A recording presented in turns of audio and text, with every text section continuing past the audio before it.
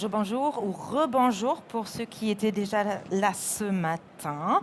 C'est un autre moment fort du salon de la MIF 2022. C'est presque la fin, vous le voyez. Et j'espère que vous nous joindrez si vous êtes dans les repérages, parce qu'on va assister à une conférence thématique. Et je suis très contente d'être là. Romy Strassenburg, présentatrice du magazine culturel Twist sur Arte et journaliste allemande. Arte, c'est une jolie coopération franco-allemande. J'aurais bien aimé que ce soit la même chose pour la transition énergétique, mais on n'est pas encore là. Ça va peut-être venir.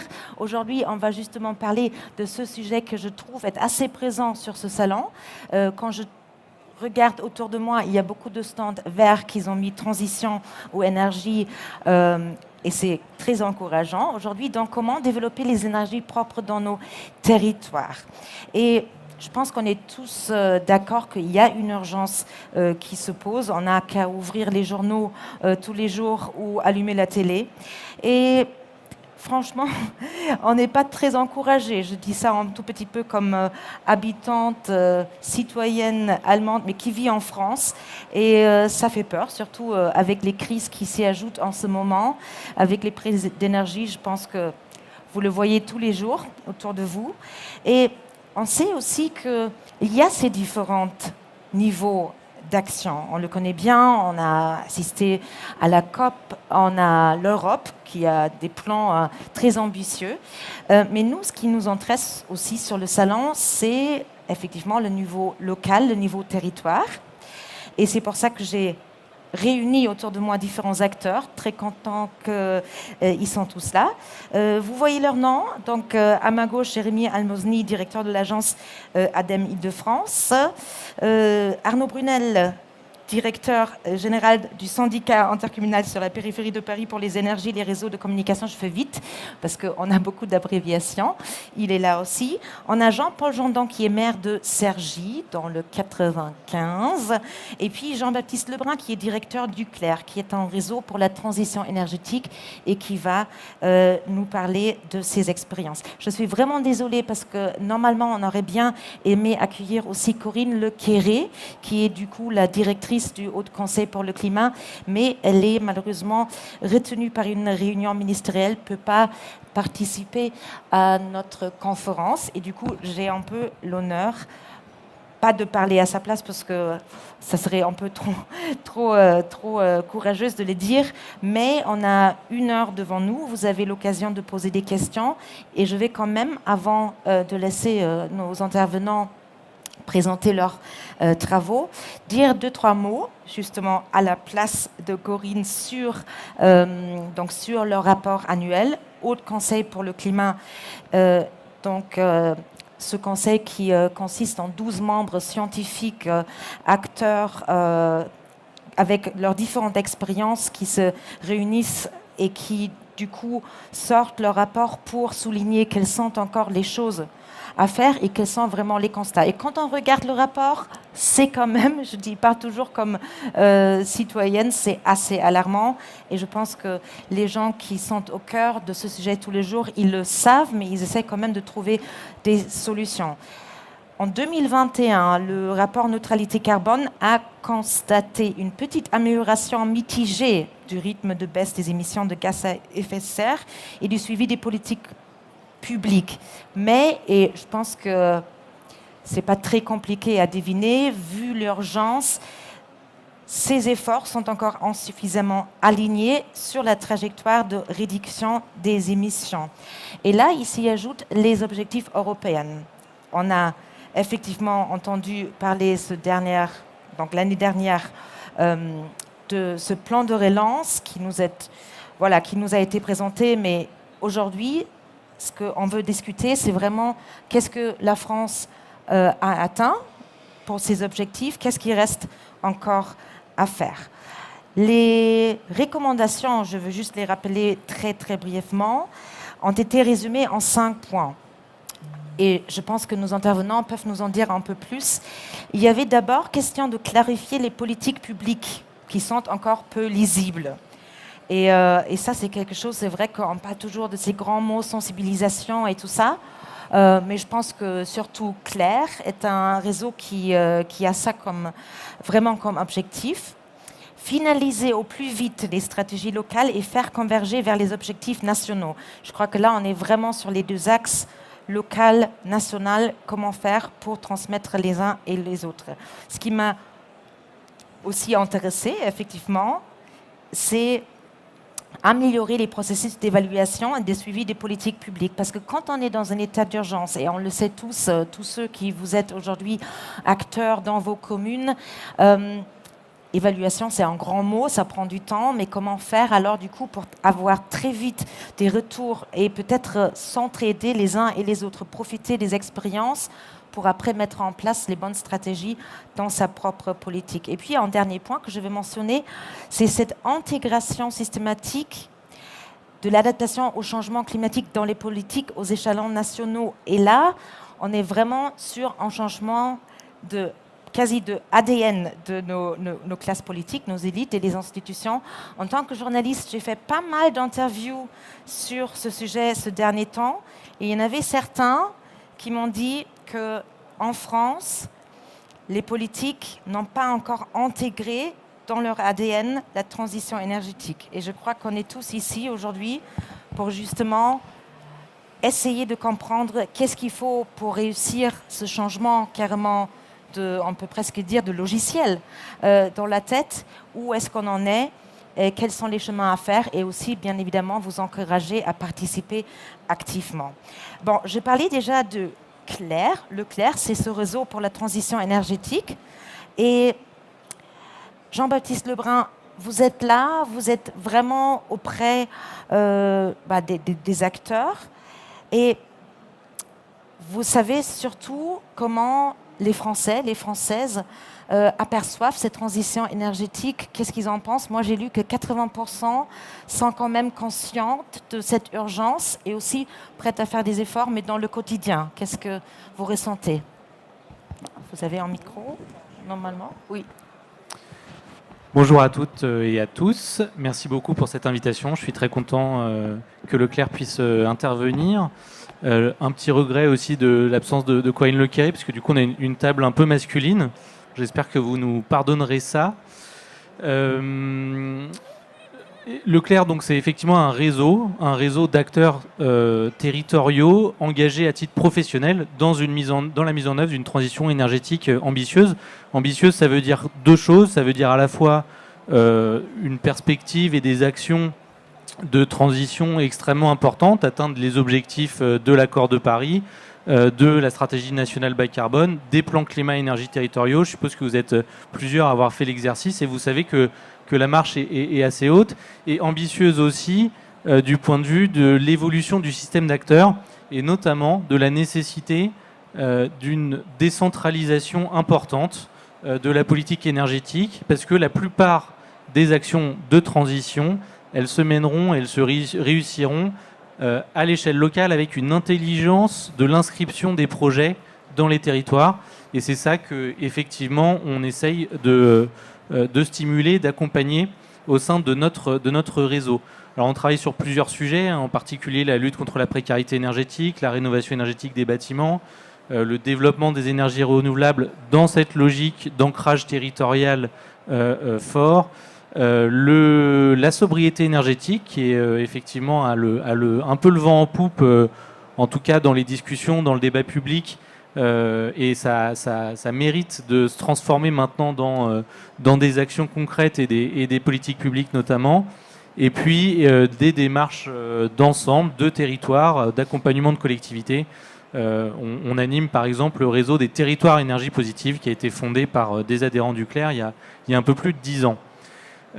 Donc ça, c'est nos thématiques de travail. Et effectivement, ça nous donne une position un petit peu privilégiée d'observation des acteurs pionniers, de ce qui se passe là où il y a une forte volonté d'agir, que ce soit par certains élus, par des agents, par des opérateurs énergétiques territoriaux aussi.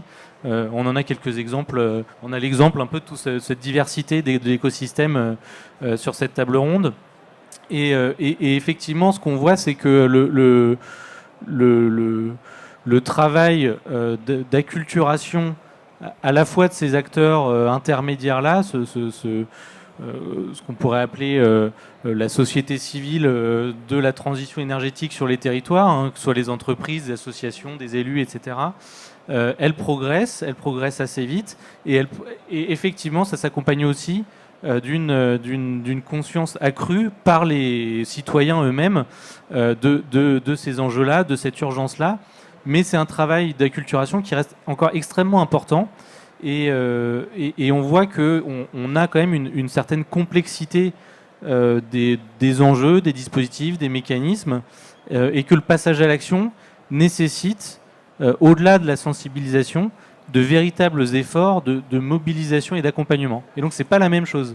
Sensibiliser, prendre conscience du sujet, c'est pas la même chose que de concevoir un dispositif de mise en mouvement, de passage à l'action, et que c'est pas exactement les mêmes leviers.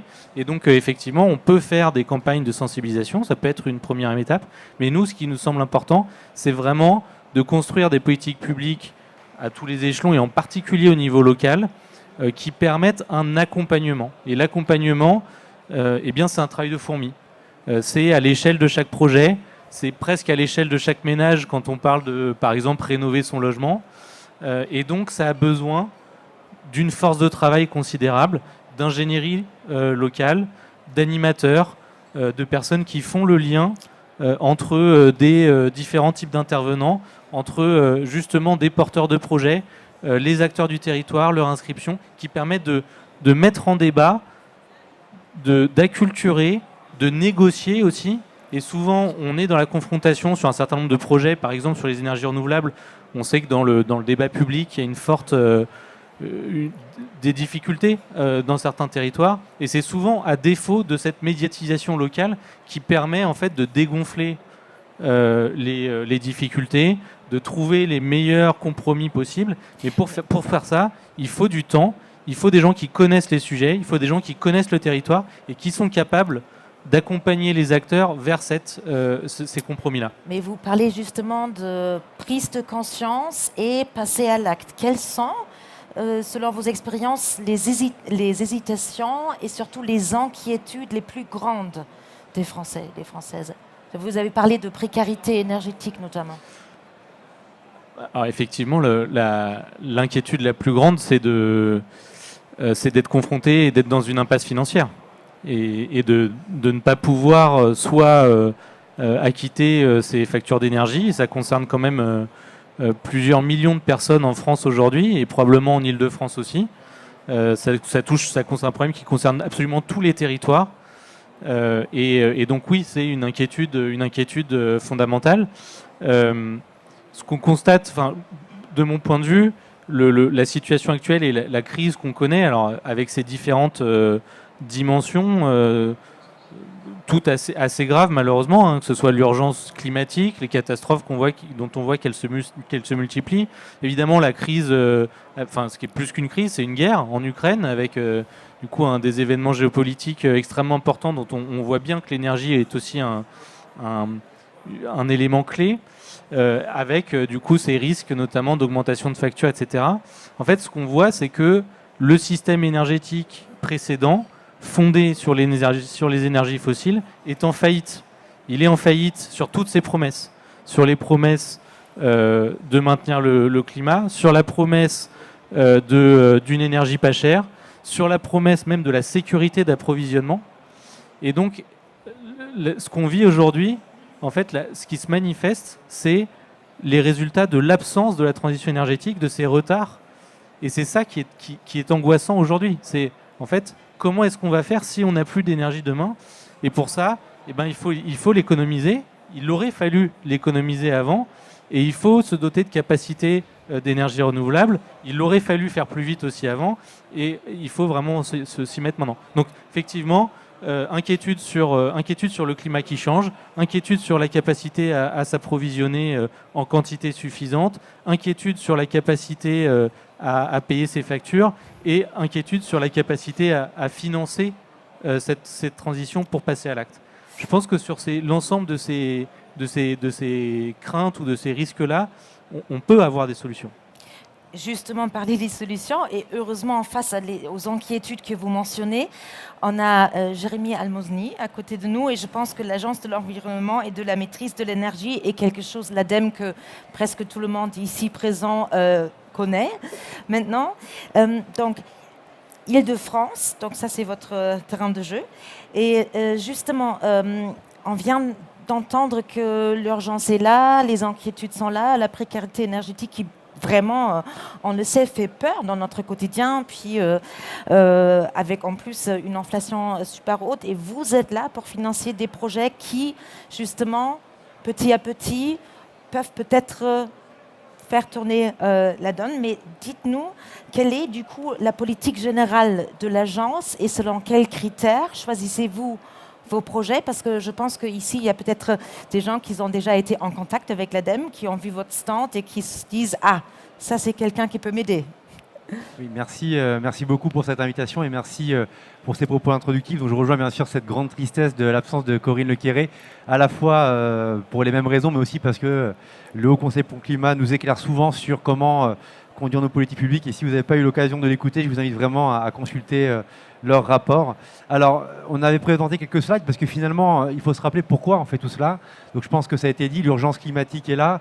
Le Haut Conseil le rappelle, le GIEC, et il y a une forte médiatisation des rapports successifs qui ont été faits, nous donne 3 ans pour envisager justement cette inflexion sur les courbes d'augmentation de température. Les territoires se mobilisent et s'impliquent. On voit que l'urgence est là. Et on voit bien que si on se focalise sur le territoire francilien, ça avance. Mais il reste encore un chemin important. Alors, on va arriver sur votre question sur comment on sélectionne les projets, mais ça nous semblait quand même important de poser ce diagnostic de base et initial pour voir finalement quel est le chemin qu'il nous reste à parcourir. Vous entendez souvent parler de ce terme de neutralité carbone horizon 2050. En France, on a 440 millions de tonnes de CO2 émis par an. Nous avons à peu près 40 millions de tonnes captées par nos puits carbone naturels. Le reste, ça sera des efforts à mener. Des efforts de sobriété, des efforts technologiques, et puis bien sûr, c'est cette action que l'on va porter sur certains secteurs. En particulier, c'est ça que je voulais présenter sur ce slide, c'est vous dire qu'on a en Ile-de-France une singularité, c'est d'avoir des postes consommateurs d'énergie et émetteurs de gaz à effet de serre largement portés sur le résidentiel et le tertiaire. Donc, comment faire pour réduire les émissions de gaz à effet de serre et puis la consommation d'énergie et la consommation d'énergie fossile de ce secteur. Et vous verrez qu'il y a bon nombre de projets. Je suis content qu'autour de la table, collectivités et syndicats d'énergie qu'on a l'habitude d'accompagner seront certainement les meilleurs ambassadeurs pour traduire ce qu'on peut soutenir et financer. Mais vous dire qu'on avait un objectif de 20% de baisse des émissions de gaz à effet de serre sur le territoire francilien. On a réduit là sur 2005-2018 13%. Donc on n'est pas l'objectif. Et on n'était pas sur un objectif de neutralité, on était sur un objectif de facteur 4. Donc ça veut dire que là, on n'est pas l'objectif, il faut en faire encore plus. Sur la consommation d'énergie, un objectif de baisse de moins 28%.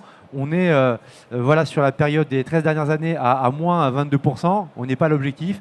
Et on parle d'une augmentation massive du recours aux énergies renouvelables. Alors, qu'est-ce qu'on fait, nous, l'ADEME, et quels sont nos critères? Alors, je vais prendre l'angle à la fois de la transition écologique, mais vous m'entendez toujours correctement, mais aussi l'angle de la précarité, parce que finalement, souvent, et on l'a vu dans l'épisode des Gilets jaunes, on a opposé transition écologique et précarité, et je vais essayer de vous démontrer que ce n'est pas du tout le cas.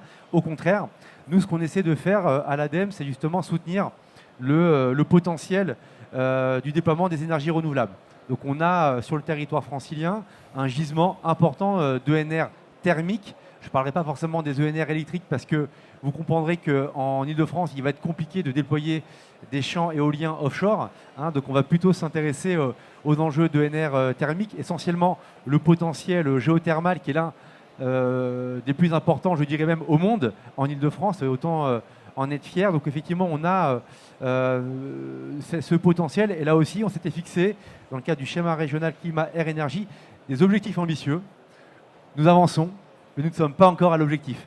Même si les acteurs économiques se mobilisent, même si on voit les projets se développer, il faut aller plus vite.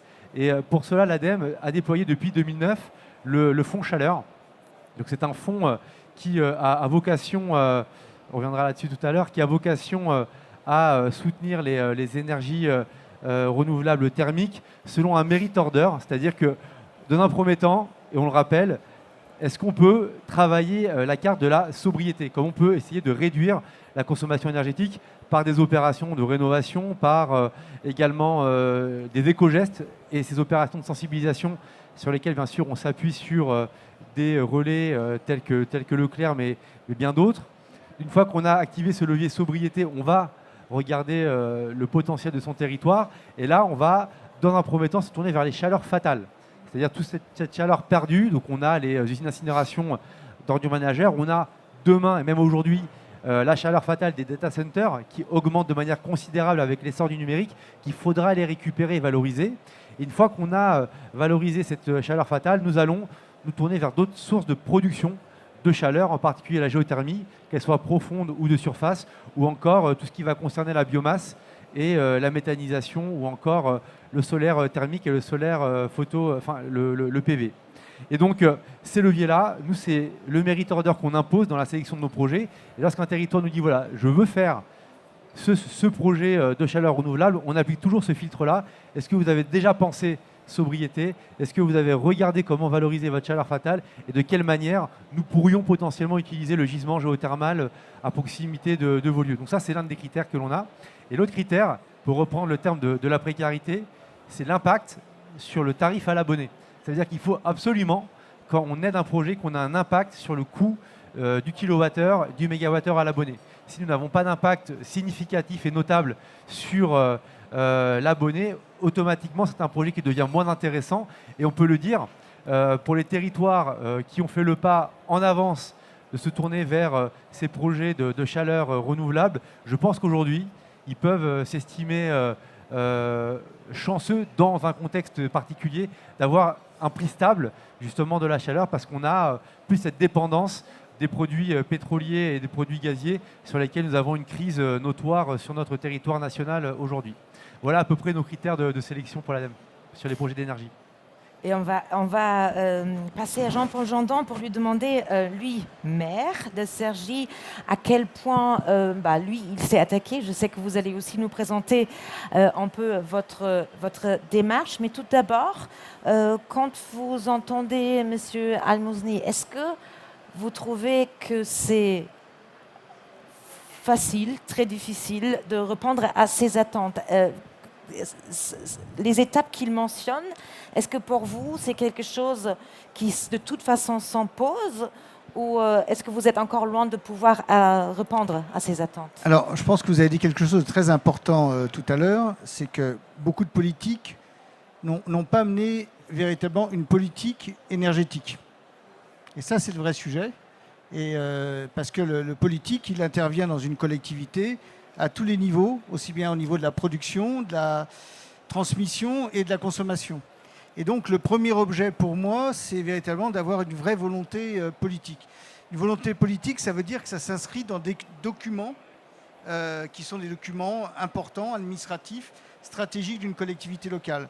C'est-à-dire, par exemple, on est en train de travailler dans le cadre du PCAET qui datait de 2019, on est en train de travailler sur un schéma de planification énergétique. Donc on l'avait commencé bien avant la crise qu'on connaît aujourd'hui, mais ça c'est extrêmement important.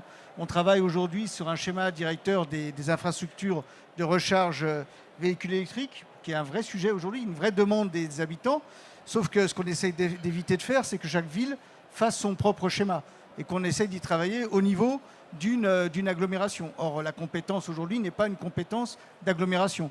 Donc ça veut dire que c'est une volonté politique des maires et des présidents d'agglomération pour pousser sur tel ou tel accès.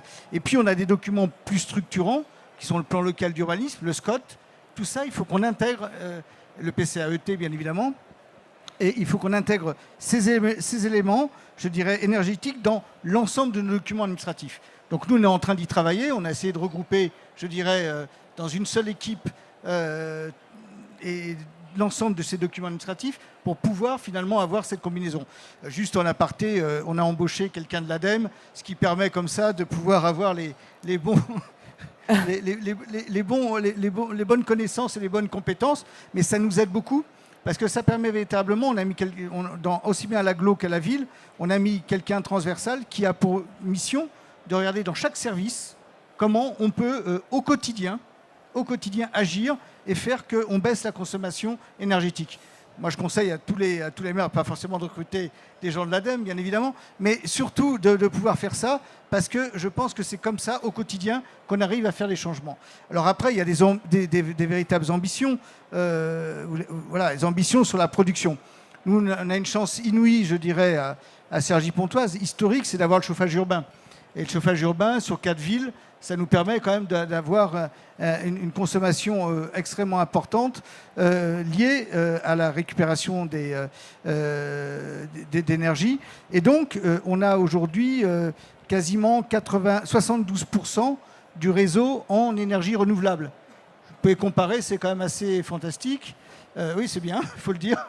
Et on continue à avancer, et notamment, puisqu'on a dans notre consultation, on va pouvoir sélectionner, trier les déchets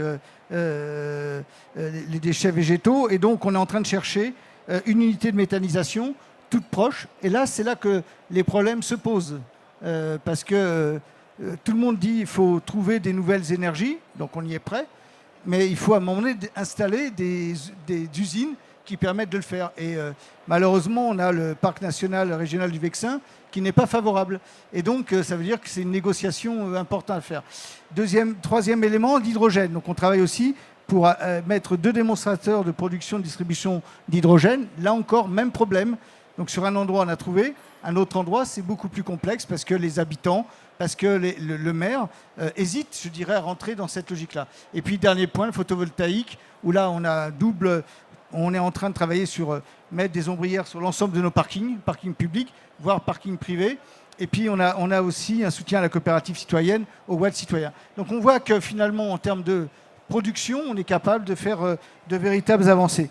En termes de distribution, vous le voyez ici, ce qui est clair, c'est qu'on travaille. Il y a un point sur lequel il faut vraiment qu'on travaille, c'est la gouvernance de l'autorité de la distribution d'énergie. Je pense que ça, c'est un vrai point. Je ne faut pas oublier qu'en termes de distribution, tout appartient à la commune. Tout est concédé, et ça fait partie des réflexions qu'il faut avoir. Je pense que là, ça fait partie des éléments qu'il faut pouvoir travailler, mais je pense qu'il y a des gens ici qui vont aussi en parler. Et puis, bien évidemment, c'est ce que j'en parlais, les recherches pour véhicules électriques, qui sont des vrais sujets sur lesquels la solution n'est pas aussi simple qu'il y paraît. Et ça fait partie aussi des réflexions, mais d'autres ont des propositions à faire.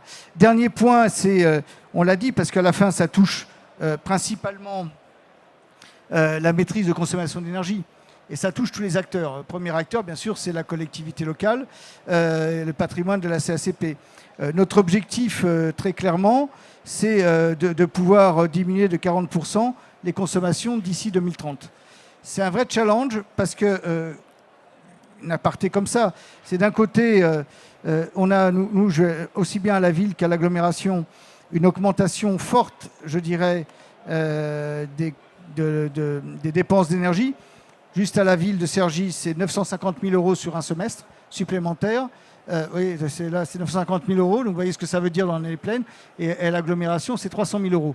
Donc, ce qui veut dire qu'à un moment donné, si les agglomérations, si les villes ne sont pas aidées par rapport, je dirais, à cette situation-là, clairement, l'investissement qu'on doit faire, nous, dans nos équipements, dans nos bâtiments publics, on ne pourra pas les faire.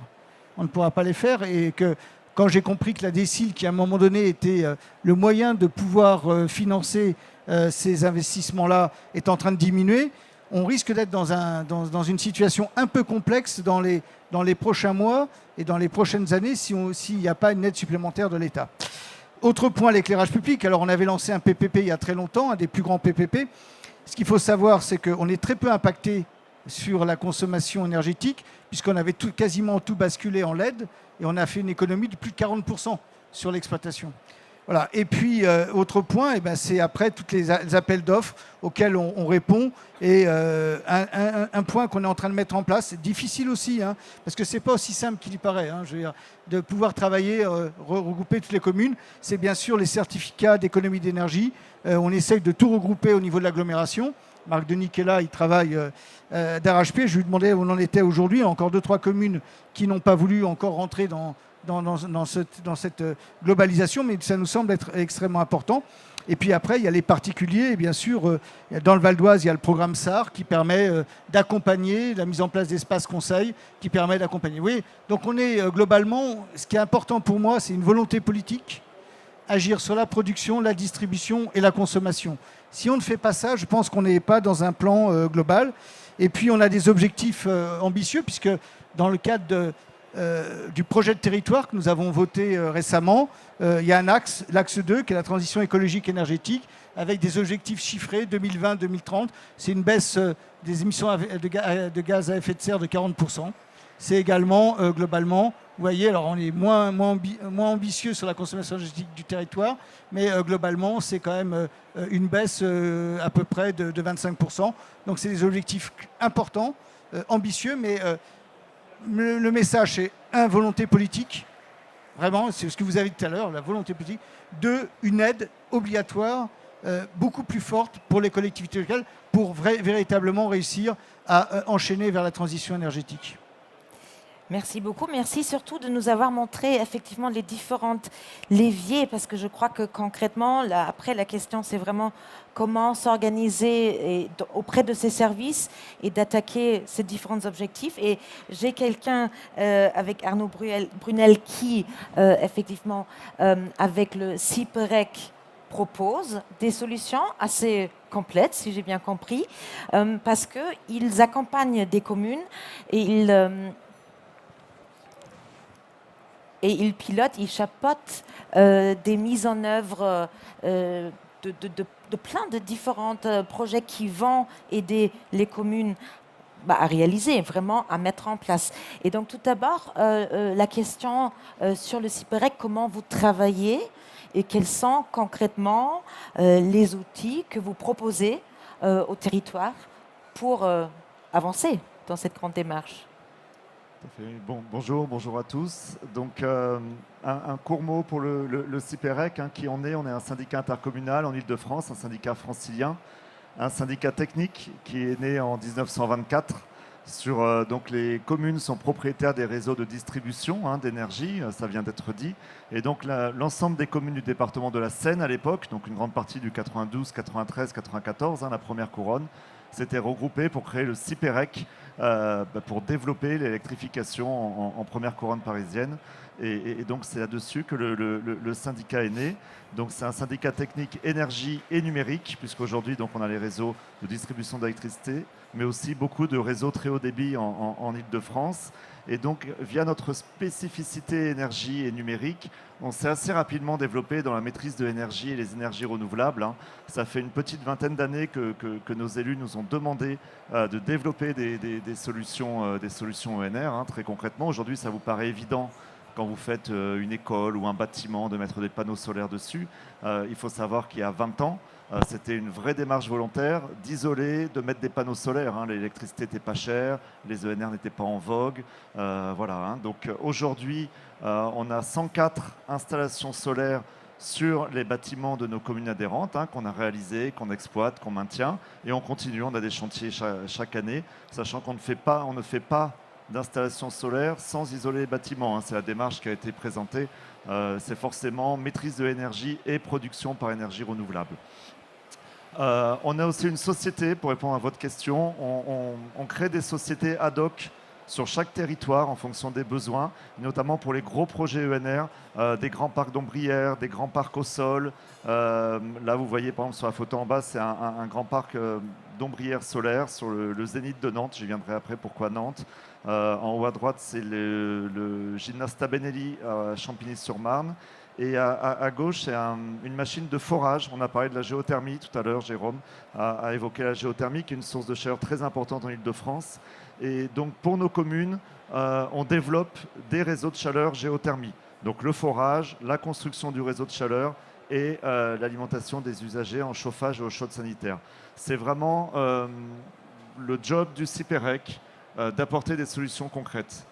C'est très important ce qui a été dit juste avant, le fait de planifier, d'avoir les documents d'urbanisme qui favorisent l'installation de d'ENR, qui incitent à maîtriser l'énergie, qui fixent des normes, qui fixent la planification. Et après, nous sommes un syndicat technique. On est là pour réaliser, pour construire des installations solaires, pour les exploiter, pour les financer On porte soit en direct, soit via des sociétés dédiées. Et aujourd'hui, on a 80 km de réseau de chaleur qui fonctionnent et 40 km supplémentaires qui sont actuellement en chantier ou à deux doigts d'être mis en service. Ça fait plus de 100 000 logements en Île-de-France qui sont alimentés par géothermie profonde, donc par énergie renouvelable, via des réseaux du CIPEREC. Et tout ça, les élus avaient une philosophie, c'est qu'aujourd'hui, on achète l'électricité pour nos collectivités adhérentes. On achète plus de 2 TWh par an, donc c'est 2,2 TWh par an. Et l'objectif que nous ont fixé nos élus, c'est qu'on produise le plus possible d'électricité à partir de renouvelables pour pouvoir avoir une partie de notre électricité, 2,2 TWh, on aimerait bien, mais ça va être difficile, une partie de notre électricité à partir de notre propre production. Donc ça passera par de la production en Île-de-France, mais ça a été dit, l'éolien offshore en Île-de-France, c'est un peu compliqué. Donc on a aussi des installations solaires, des grands parcs solaires ou des parcs éoliens qui sont hors Île-de-France. On a les deux, alors pas en direct par le CIPEREC, mais par des sociétés dont le CIPEREC est actionnaire majoritaire. Et c'est là une attente forte, pour répondre à votre question des territoires, c'est qu'on crée une société par projet, que ce soit des projets de géothermie ou des gros projets solaires. On crée une société où on essaye, en tout cas pour la plupart du temps, notamment pour l'électricité, d'associer les citoyens aussi, les coopératives citoyennes, les mouvements citoyens, le fonds énergie partagée pour ceux qui connaissent. Là, vous avez quelques exemples de sociétés, par exemple la Serre qui a fait un gros projet de géothermie dans l'Essonne, qui a démarré sur Grigny et Viry-Châtillon et qui s'étend actuellement sur toutes les villes aux alentours. Génio qui a réalisé le projet de géothermie sur Drancy et Bobigny, en Seine-Saint-Denis et qui aujourd'hui va s'étendre à Pantin-Nord. Unigeo, c'est une jeune société qui démarre, qui va forer très prochainement sur la ville des Lilas en Seine-Saint-Denis et qui va construire un réseau sur les Lilas, le Pré-Saint-Gervais et Pantin. Donc on continue. J'ai noté tout à l'heure, vous parliez qu'il fallait accélérer. Très clairement, on accélère les projets de géothermie, on accélère les réseaux de chaleur, on accélère les installations solaires et on est vraiment un outil pour faire. Et la SEM CIPENR, donc une société d'économie mixte avec la Caisse des dépôts et avec d'autres syndicats d'énergie ailleurs en France, où on développe tout un tas de parcs solaires, de parcs éoliens, mais aussi de stations hydrogène. On a un projet avec Suez de station hydrogène à Créteil, donc pour faire de l'hydrogène vert à partir d'une cogée de l'usine d'incinération. Donc vraiment l'idée, c'est d'être une boîte à outils et de concrétiser les projets. On part du principe que pour que les collectivités fassent, il faut qu'on leur amène des solutions clés en main. C'est-à-dire qu'on porte le risque de développement. Toutes les études, les pré-études, les demandes de permis de construire, les permis miniers. On cherche les financements auprès des banques, des partenaires bancaires. Donc, comme je l'ai dit, on crée des sociétés. Ensuite, on passe tous les marchés pour construire, exploiter, maintenir. Et bien entendu, derrière, il y a la vente de la chaleur, chauffage et eau chaude pour un réseau de chaleur, ou de l'électricité, bien entendu, pour des grands parcs solaires. Là, vous voyez sur votre droite, c'est un parc solaire de 5 MW qu'on a construit et qu'on exploite à Albi, dans le Tarn. Voilà. Et le souci constant, vraiment le souhait de nos élus pour toutes les sociétés, que ce soit des SPL, des SEM ou des SAS dédiés, c'est qu'ils puissent maîtriser, qu'ils aient le contrôle des choix. Est-ce qu'on va faire 3, 4, 5, 6 MW? Qu'est-ce qui est attendu vis-à-vis des citoyens, les animations, comment on associe les territoires, comment on choisit les entreprises, qu'est-ce qu'on leur impose en termes sociaux, en termes d'emploi local, d'où viennent les matériaux, très clairement, d'où viennent les panneaux, d'où viennent les structures, qu'est-ce qu'on impose dans nos cahiers des charges. Donc dans toutes nos sociétés, que ce soit donc bien entendu au CIPEREC, aux collectivités, mais après dans les filiales, les SEM, les SPL, ou les SAL, il y a un rôle majeur tenu par les élus du territoire concernés par le projet. On essaye notamment sur tous les projets ENR électriques, solaire et éolien, d'ouvrir systématiquement le capital aux citoyens. On va au-delà du crowdfunding où vous allez mettre un peu de sous sur Internet pour financer un projet. C'est vraiment les associer dans le capital de la société et dans la gouvernance. Et le fil conducteur, c'est toujours une transparence des choix. Parce qu'il n'y a pas de bon ou de mauvais choix, il y a des choix. Donc c'est à nous, notre job, c'est d'éclairer les élus, de leur dire voilà, si vous faites telle installation, voilà l'impact, voilà le coût. Un réseau de chaleur, on peut le développer un peu plus, un peu moins, on peut faire des endroits rentables, des endroits moins rentables. Tout ça, ça a un impact sur le coût. Donc c'est des choix politiques, stratégiques. Donc on se doit d'avoir une transparence sur les choix techniques, financiers et donc sur l'ensemble des choix stratégiques, avec toujours en ligne directrice d'être performant, que ce soit socialement ou environnementalement, d'avoir vraiment une électricité produite localement et une chaleur à un prix stable, à un prix juste et à un prix stable. C'est ça l'intérêt de nos gros réseaux de chaleur. Merci beaucoup. Et je pense qu'on voit chez vous concrètement qu'il y a justement différents niveaux, différents leviers, mais je voudrais bien revenir vers vous, Jérémy Albouzny, parce que là, quand on entend qu'il y a des solutions différentes, on se demande, mais est-ce qu'il y a des priorités? Est-ce qu'il y a des choses qui sont rapidement faisables avec des résultats très visibles, vite, que peut-être chaque commune, même de petite taille, peut adapter? Parce que peut-être on peut être devant ce multiple choix de transformation et se dire, mais quel projet est-ce que j'attaque en premier? Comment je priorise mes projets?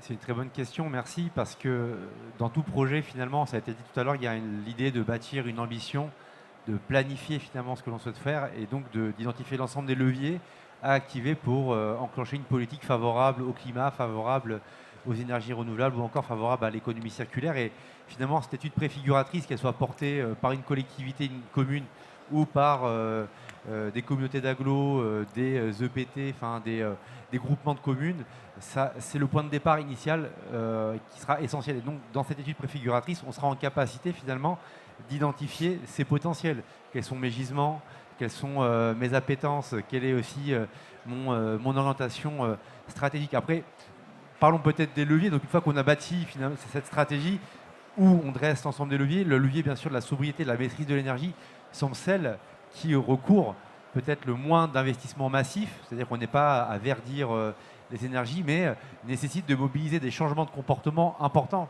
Et Monsieur le Président l'a très bien dit tout à l'heure, on a un changement, un mindset à changer aussi au niveau des élus, mais aussi au niveau des entreprises et des particuliers qui vont devoir aussi s'engager dans la transition en enclenchant des travaux de rénovation énergétique et en identifiant éventuellement des appareils plus performants sur leur consommation d'énergie. Donc ce levier sobriété semble effectivement être un levier facilement, entre guillemets, activable sur le plan financier, mais plus compliqué en termes de changement de comportement, d'où la nécessité, là aussi, d'accompagner les élus de personnes compétentes, et ça a été très bien dit par mon collègue du Clair, sur le fait d'accompagner ces changements sur le terrain. Il faut des relais, il faut des assos, il faut aussi des projets qui impliquent, et je pense que la participation citoyenne sur des projets comme ça a été cité tout à l'heure par le CIPEREC est un excellent exemple sur la sensibilisation citoyenne, sur le bon geste et sur l'action en faveur du climat. Donc une fois qu'on a activé ce levier sobriété, il y a le levier bien sûr efficacité. Donc là, c'est aussi aux entreprises d'innover. Et là aussi, l'ADEME soutient l'innovation. Comment on fait en sorte de mettre sur le marché des appareils plus performants, plus efficaces, plus économes, plus sobres. Et là, il y a bien sûr bon nombre d'innovations qu'on accompagne et qu'on met à disposition des collectivités, des entreprises dans différents centres de ressources. Et enfin, le dernier levier, c'est le levier technologique qui est certainement celui pour lequel nous disposons de nombreux moyens financiers aujourd'hui, nous permettant de soutenir, comme je le disais tout à l'heure, si on reste uniquement sur le volet énergie, les actions propres aux projets de géothermie, aux projets de méthanisation ou encore aux différents projets relatifs à l'hydrogène et à la mobilité électrique tels que ça a été cité. Donc est-ce qu'il y a une priorité? J'ai envie de dire finalement, tout est prioritaire. Parce que si on regarde l'objectif à atteindre, je parlais de 400 millions de tonnes à réduire d'ici 2050. Enfin, on parle de 400 millions de tonnes. C'est énorme. Donc il faut activer tous les leviers. Le levier de sobriété, donc les citoyens, les entreprises, les collectivités, l'efficacité et puis le levier technologique pour lequel nous disposons de crédits, certainement pas suffisants, on nous dit cela souvent, mais déjà en place pour pouvoir enclencher ces transformations. Donc c'est un peu une réponse, on va dire, à demi-teinte. On va dire la priorité, elle est d'activer tout à la fois, mais de tenir compte des singularités et des potentiels d'un territoire qui doit s'incarner par cette étude préfiguratrice. Et puis, ça a été dit très bien aussi par Monsieur le Président, par l'ambition d'une ou d'un élu qui est quand même aussi la pierre angulaire, parce que la pérennité, elle est aussi là, c'est d'avoir l'incarnation de l'élu local qui a envie de transformer son territoire. Ça, c'est aussi une condition nécessaire. Justement, vous êtes invité de poser des questions ou de faire vos remarques. Donc, je prends très volontairement vos petits signes de la main si vous en avez. Il y en a là. Et peut-être on peut aussi un tout petit peu intégrer comment on échange les expériences entre communes ou entre les territoires. Mais je vous laisse d'abord poser votre question. Oui, donc Marc Denis, vice-président de l'Aglo de Cergy-Pontoise, secrétaire du Clerc et administrateur d'Amorce. Je vais juste rebondir sur deux aspects qui étaient abordés. Le premier, par Jean-Baptiste, à un moment, il disait c'est l'ensemble des niveaux qu'il faut mettre en branle. L'occasion de redire qu'il y a eu... et donc, pour les mettre en branle, il faut qu'ils aient les moyens. On n'a pas tellement parlé des moyens financiers. Et donc, se pose toujours la question qui est portée par Leclerc, qui est portée par Amorce, qui est portée par France Urbaine, qui est portée par toute une série d'associations d'élus et d'acteurs de l'énergie, de la redistribution de la fiscalité carbone vers les acteurs territoriaux que sont les intercos en charge des PCAET et les régions en charge des SRADET, enfin des documents de planification et d'action sur ces questions d'énergie. Donc il y a ce premier niveau au niveau de l'État.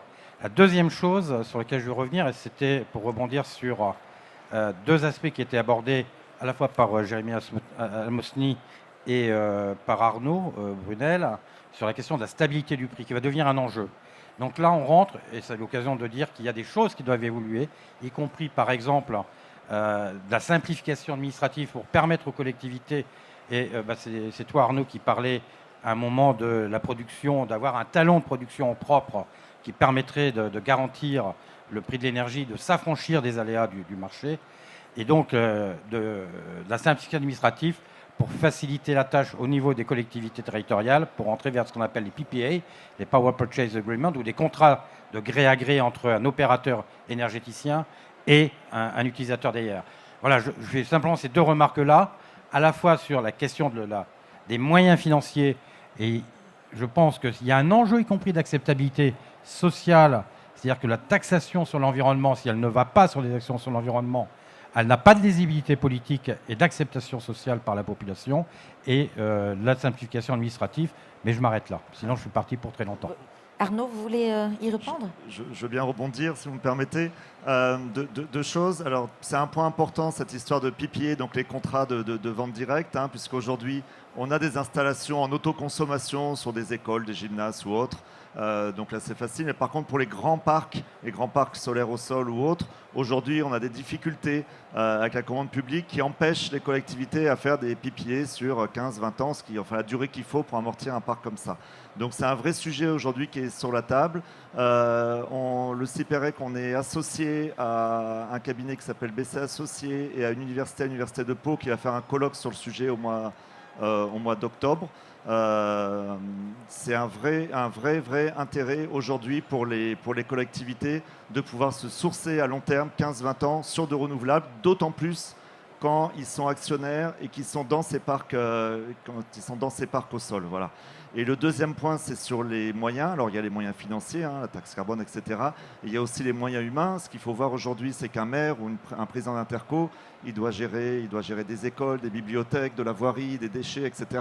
La liste est longue. Et quand d'un seul coup, on lui dit, alors là, tu vas faire un forage à 2000 mètres sous terre, ou là, tu vas construire 6 hectares de panneaux solaires, et là, tu vas mettre un parc éolien. Voilà, c'est peut-être un peu trop lui demander à ses services, et il a forcément des gens compétents et pas forcément 7 compétences, parce que des parcs solaires, il n'en fera pas 100. Voilà. Et donc c'est un peu l'idée des syndicats intercommunaux comme nous, et vous en avez dans chaque département, et de sociétés concrètes, c'est qu'aujourd'hui, on doit apporter des moyens simples, juridiquement très solides, qui permettent aujourd'hui à un élu de dire j'ai un terrain dégradé, une ancienne friche, une ancienne carrière, un site pollué. Et là, ça serait dommage, c'est juste à côté de ma ville. Je pourrais mettre ce grand terrain à disposition d'une société pour faire du solaire. Mais je voudrais en avoir le contrôle, je voudrais que les citoyens, c'est là l'idée de créer toutes ces SM, SPL ou SAS, c'est d'apporter des solutions publiques, citoyennes, aux élus qui ont des terrains dégradés à mettre à disposition. Voilà. Et il faut que ça soit simple et rapide. Très bien. Je regarde s'il y a une autre intervention. Vous avez déjà le micro, je vous laisse, oui. Bonjour, Pierre Bignon, directeur du bureau d'études Cermet. Une petite question sur le sujet de la chaleur renouvelable. On voit qu'aujourd'hui, il y a eu de gros projets, de grosses avancées ces dernières années qui ont été mises en œuvre sur différents grands réseaux, des grands réseaux existants ou des grands réseaux à créer sur la première périphérie urbaine de l'Île-de-France, avec déjà une forte densité. À côté de ça, les chiffres qui ont été rappelés par M. Almostine de l'ADEME rappellent qu'on est encore loin d'atteindre les objectifs et qu'aujourd'hui, les objectifs de développement sont très ambitieux et nécessitent encore un déploiement au-delà des grandes villes de la première couronne urbaine ou des grandes agglomérations urbaines franciliennes. Donc la question, c'est comment mettre en œuvre et informer, sensibiliser aussi les plus petites collectivités qui aujourd'hui se doivent de déployer cette chaleur renouvelable et avec le respect de cet arbre des choix, parfois méconnu, où il y a souvent des réflexions à l'échelle des bâtiments et sans dézoomer à l'échelle des fois de quartiers, de villes entières, et comment se travailler un petit peu ce décloisonnement qui est demandé dans le cadre de la démarche ENR Choix, de la mutualisation pour un meilleur déploiement de la chaleur renouvelable. Merci. Je vois que mon voisin du Clair voulait intervenir tout à l'heure, donc je me permets juste de répondre sur cette question. Forcément, en rebond, j'ai été regardé intensément sur la question du financement, forcément, parce qu'on s'appelle ADEME, donc je vais juste, si vous me permettez, donner un élément. Alors la fiscalité, on ne va pas mettre le doigt dedans, il y a un projet de loi de finances qui est en cours de discussion, donc on verra bien ce qu'il en est, mais on a sorti un papier à l'époque des Gilets jaunes. Je pense que c'est important de rappeler qu'il existe une taxe interne de consommation qui est rapportée aux produits pétroliers, qui d'une certaine manière incite et encourage justement, selon des trajectoires du coût carbone, à se tourner vers des énergies renouvelables. On a vu le dégât en termes d'acceptation sociale que ça a eu, donc ça demande certainement de voir comment on infléchit un peu plus cette fiscalité au profit des territoires. Donc là, il y a tout à créer. J'entends en tout cas votre message. Alors, je ne suis pas le législateur, mais je trouve que c'est une très bonne idée. Voilà, c'est juste un clin d'œil. Sur la question des énergies et de la chaleur, le reste à faire, et puis surtout comment mobiliser à l'échelle du bâtiment, de l'îlot et du petit territoire. Alors, déjà, vous dire que c'est depuis 2009, c'est 307 millions d'euros d'aide versée par l'ADEME pour soutenir la chaleur renouvelable. Et on peut, je pense, être assez fier d'avoir contribué aux 8% d'énergie renouvelable en Ile-de-France. Je dis 8%, c'est pas beaucoup, mais c'est déjà ça, on va dire. Et il nous reste encore effectivement un long chemin. Et dans les cibles qu'on s'est données, à court terme en particulier, c'est toucher effectivement les plus petits territoires qui sont essentiellement éloignés des réseaux de chaleur plutôt bien déployés en première couronne parisienne via des contrats de développement énergie renouvelable. Donc ces contrats de développement, c'est de réfléchir un peu différemment à notre dispositif Fonds Chaleur qui a vraiment la vocation à soutenir des projets massifs, des gros projets de géothermie, des gros projets biomasse, des gros projets éventuellement de chaleur fatale par on va dire le cumul, l'agglomérat de plusieurs plus petits projets à l'échelle de plus petites villes pour justement soutenir ces territoires qui souhaitent enclencher un projet de géothermie de surface, de petites chaufferies de biomasse ou encore travailler à l'échelle d'un îlot pour les encourager vers la chaleur renouvelable. Donc on peut être assez content d'avoir signé notre premier contrat de développement ENR avec le CGIF, un autre syndicat d'énergie.